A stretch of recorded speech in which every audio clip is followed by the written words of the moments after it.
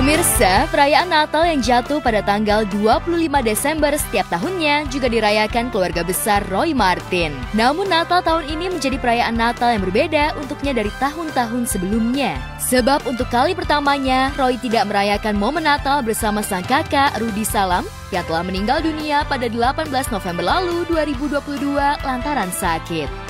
Kebahagiaan yang dirasakan aktor senior itu terasa lengkap dengan kehadiran anak-anaknya di momen kelahiran Yesus Kristus, Sang Juru Selamat bagi umat Kristiani. Momen Natal tersebut tidak hanya dihadiri anak-anak tercintanya seperti Gading Martin dan Gibran Martin dan anggota keluarga yang lain, tapi juga kehadiran mantan menantunya Gisela Anastasia. Namun sayang, sampai ibadah Natal selesai digelar, mantan istri Gading Martin itu belum tampak di tengah keluarga Roy Martin. Usai menjalani ibadah Natal, tampak Roy dan istrinya Anna Maria menyiapkan dan menunjukkan kado Natal yang nantinya akan dibagikan untuk anggota keluarga yang hadir.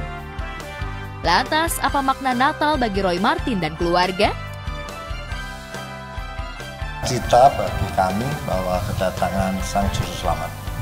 Intinya bahwa ribuan tahun yang lalu, tapi hari ini kita merayakan karena sukacita, rasa terima kasih kita, rasa sukacita kita, dan kita karena kami sudah menerima sukacita itu, kami juga ingin membagikan pada orang-orang yang lain.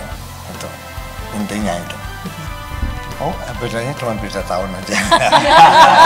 Tapi enggak, setelah 3 tahun kita pandemi, memang gereja sangat dibatasi umatnya, sehingga hari ini kalau kita lihat begitu banyak yang datang, jadi kami bebas untuk melakukan ibadah. Pasti rasa sukacita itu pasti lebih komplit lah, lebih genap, lebih dibanding tahun 2-3 tahun yang lalu. Kami lebih sukacita hari ini.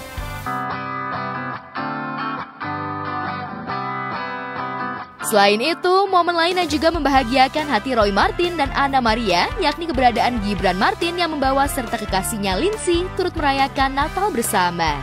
Maka momen Natal kali ini menjadi kesempatan Gibran untuk mengenalkan kekasihnya itu kepada kedua orang tua. Lantas seperti apa sosok kekasih Gibran itu di mata Roy dan Anna Maria? Kelas buat saya. Ini mujizat. Ini keajaiban ke-8 setelah Borobudur. Ya, Gibran nggak pernah bawa pacarnya, kamu luar biasa kan? Tipuan apa yang Gibran? Tipuan. Akhirnya belajar dari papa akhirnya. Kalau baru pacaran pasti pegang.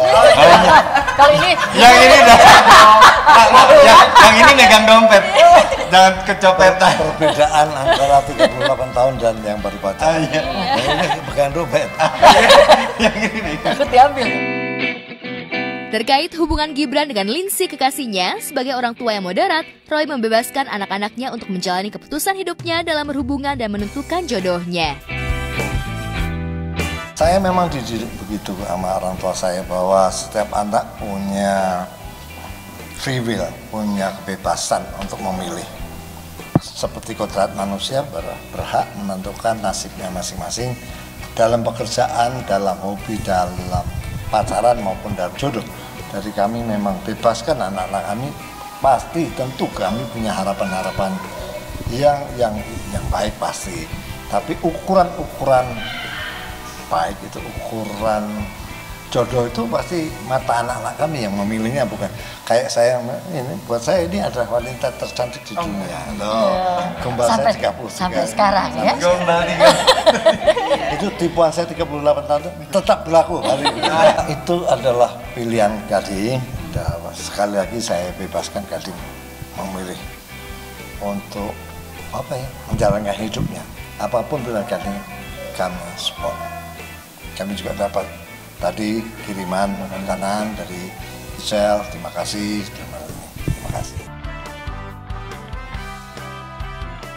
Sementara itu bagi Gibran dan Lindsay, Natal kali ini menjadi momen pertama Gibran merayakan Natal bersama sang kekasih yang sudah dikenalnya selama 1 tahun lalu.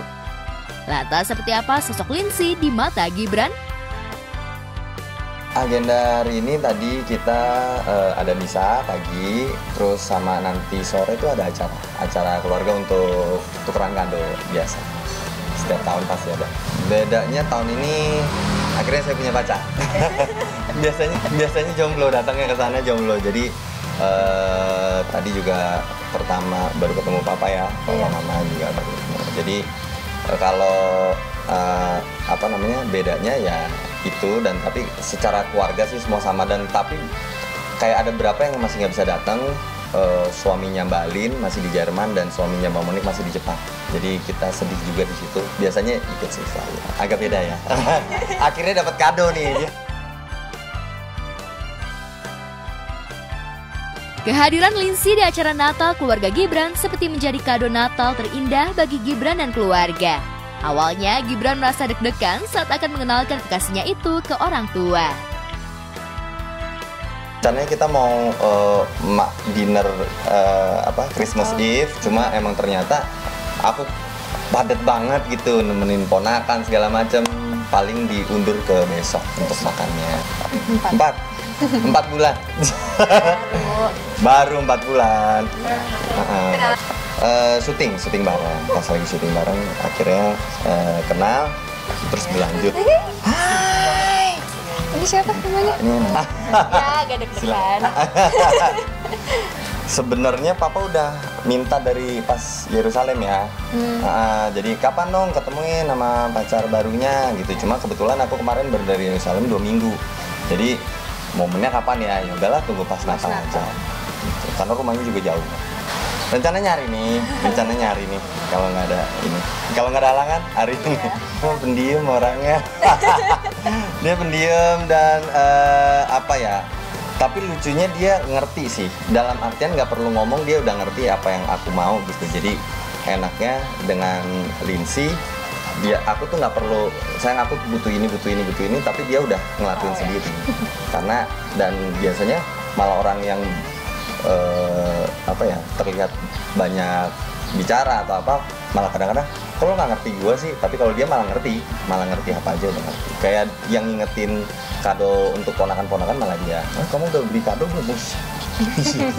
Kira itu. Sementara itu di lain momen, kemeriahan juga tampak di perayaan Natal keluarga Ruben Onsu. Dalam momen Natal tersebut, selain dihadiri keluarga besar, juga dihadiri sejumlah selebriti dengan mengusung tema Pajamas Party. Seperti inilah kemeriahan perayaan Natal yang berhasil diliput tim MNC Media. Lantas seperti apa makna Natal di keluarga Ruben Onsu dan Sarwendah Tan itu? Kalau konsepnya udah istriku sih yang atur. Aku juga pertama aneh juga, tapi lama-lama adem ya, kayaknya lebih nyantai gitu. Dan kebetulan kita bikinnya juga di rumah kan, jadi kayaknya ya oke kan. Jadi kan kalau misalnya kita kan udah berapa tahun nih Natalan di rumah kan ya.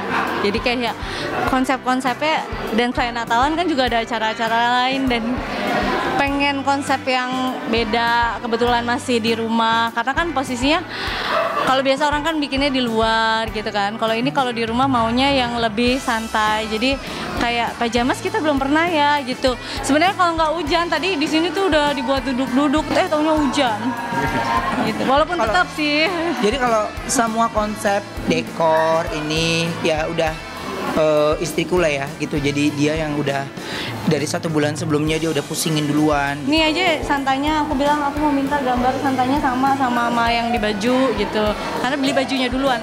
Jadi udah beli bajunya biar sama gitu, biar ada matching-matchingnya. Ya kumpul-kumpul aja seperti biasa tiap tahun. Kan ini Koruben kita kan pengganti orang tua ya, buat aku juga gitu yang udah nggak punya orang tua. Jadi memang setiap Natal, hari besar pasti kumpul di sini. Ketika Natal ini tuh kepengen bener-bener memasuki 2023 ini udah nggak ada apa-apa yang harus sehat terus ya, dan terus harus semangat. Dan tahun 2023 kan kita mau masuk ke rumah yang baru, jadi ya biar cepet-cepet. Jadi harus ada yang memotivasi dan nyemangatin gitu. Kalau ini harapannya apa nih buat Natal? Tahun pertama, tahun baru kita nggak bareng ya? Iya. Jadi selama nikah. Jadi selama nikah ini pertama kalinya aku nggak tahun baruan sama suami, karena dia untuk pertama kali akhirnya dia ngambil kerjaan di tahun lalu ada kerja ya Kak? Akhirnya ngambil kerjaan ya karena tawarannya fantastis aja ya. Bagi Ruben, Natal bukan hanya sekedar perayaan, tapi juga menjadi momen berkumpul bersama dengan orang-orang tersayang dan terkasih. Apalagi 2 tahun sebelumnya, perayaan Natal terbatas dan tidak bisa dirayakan secara meriah dan kumpul bersama lantaran adanya pandemi COVID-19.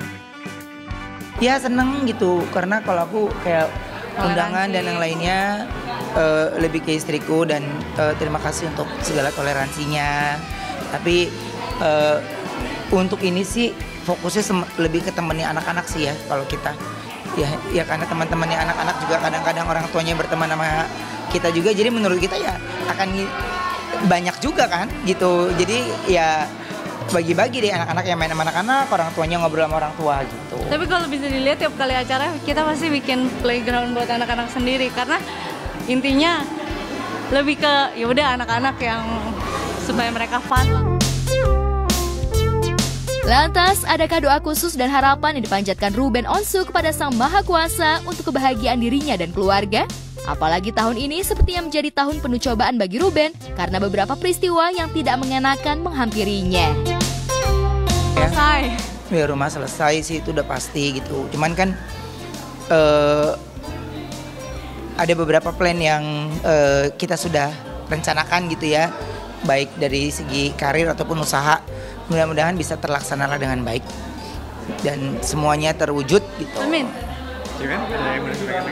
Iya, semoga sehat selalu gitu. Pastinya kan maunya sehat terus deh kayak gitu. Semoga ya berkah lah.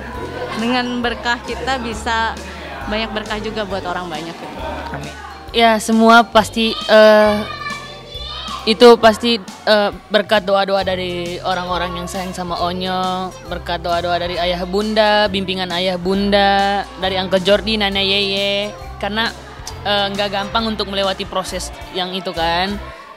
Jadi Onyo sangat bersyukur banget karena di sekeliling Onyo banyak sekali orang yang sayang sama Onyo, yang ngedukung Onyo sampai di titik sekarang. Hai, kita dari Donsu Family mengucapkan selamat Natal dan tahun baru untuk kalian semua yang merayakan, dan semoga tahun baru 2023 menjadi tahun berkah dan sehat untuk kita semua. Amin.